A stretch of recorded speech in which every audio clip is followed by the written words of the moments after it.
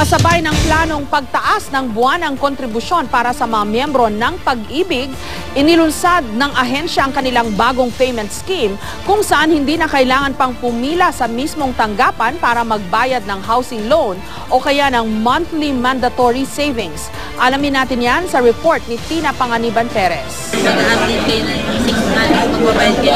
taon ng heavy equipment painter si Rodelio Balangue sa Qatar. Miyembro siya ng Pag-ibig.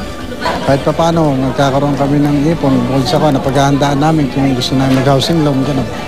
Sa datos ng ahensya, mayroon silang 2.5 milyong OFW na miyembro. Sa kabuuan, may higit 12 milyon na mga miyembro ng Pag-ibig.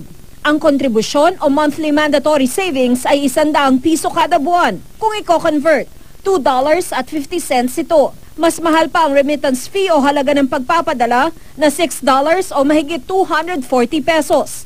Para hindi na magkaroon ng dagdag na gasto sa mga OFW at para hindi na mahirapan ang mga self-paying member ng Pag-ibig, ang monthly mandatory savings pwede nang bayaran online gamit ang credit card o sa cellphone gamit ang electronic wallet.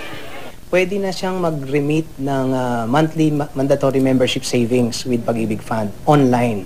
So, ang kagandahan po nito, yung miyembro natin, especially po ito i-open nga pala for the self-paying members natin because sila po yung walang employer na magde-deduct ng Pag-ibig Savings Monthly. Nahihirapan sila na magpunta pa sa bayad sa mga remittance centers. Pumunta lang sa Pag-ibig website o kung may cellphone, pwedeng gamitin ang electronic wallet. Hindi na kailangan pumunta sa branch ng Pag-ibig o sa bayad center. Ilo-load mo lang yung iyong e-wallet ng pera and then pupunta ka lang dun sa bills payment, tapos hahanapin mo yung Pag-ibig, tapos meron kang option doon kung magbabayad ka ng 100 pesos or ng for the modified Pag-ibig 2 na 500 pesos or kung meron kang housing loan, pati housing loan amortization pwede mong ibayad. Dahil wala ng hassle sa pagbabayad, mas madali na raw para sa mga miyembro ng Pag-ibig na maging updated sa kanilang kontribusyon. So the option is with the member. Saan ako pinakamadali? Saan ako pinakamakakakamura dito?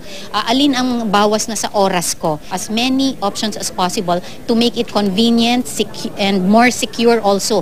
Excited na si Balangue at mga OFW na tulad niyang subukan ng mga bagong payment scheme na ito ng Pag-ibig. Kung mas maganda ang kundi, susubukan po namin. Sa tingin niyo po, malaking tulong yon sa mga OFW? Siguro, kasi mas madali yung pagbabayad, di ba? Madali yung transaction. Tina Panganiban Perez, GMA News.